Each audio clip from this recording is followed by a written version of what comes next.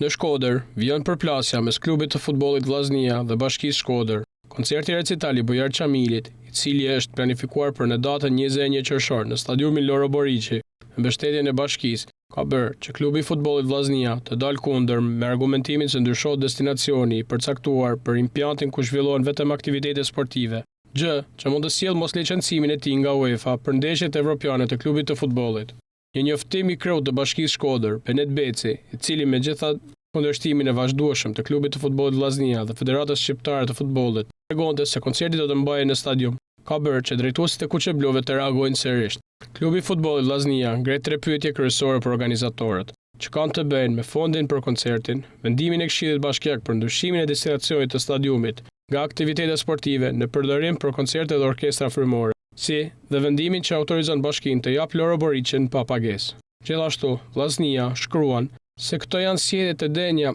më tepër për një subjekt privat se sa një organi publik dhe mbulon më tepër me mister në lidhje me arsyet që shtyjnë në emergjencë dhe me çdo kusht Bashkinë Shkodër në këtë aktivitet të paligjshëm në dëm të futbollit. Gjithashtu, të gjithë kundërshtit për anulimin e koncertit, Vllaznia i ka drejtuar një kërkesë zyrtare drejt Bashkisë Shkodër, policisë dhe këngëtarit Bujar Çamili. Vllaznia, përmes kësaj kërkese, u kërkon institucioneve përgjegjëse të anullojnë koncertin e planifikuar për të zhvilluar në stadiumin Loro Boriçi, sepse është në kuadër të gjitha rregullave të funksionimit të këtij impianti sportiv. Gjithashtu, këtë kërkesë ka marrë dhe këngëtari Bujar Çamili. Koncerti recitali Bujar Çamilit, i cili është planifikuar për në datën 21 qershor në stadiumin Loro Boriçi, me mbështetjen e Bashkisë Shkodër, ka bërë që klubi i futbollit Vllaznia të dalë kundër me argumentin se ndryshohet destinacioni i përcaktuar për impiantin ku zhvillohen vetëm aktivitetet sportive, gjë që mund të sjellë moslicencimin e tij nga UEFA për ndeshjet evropiane të klubit të futbollit.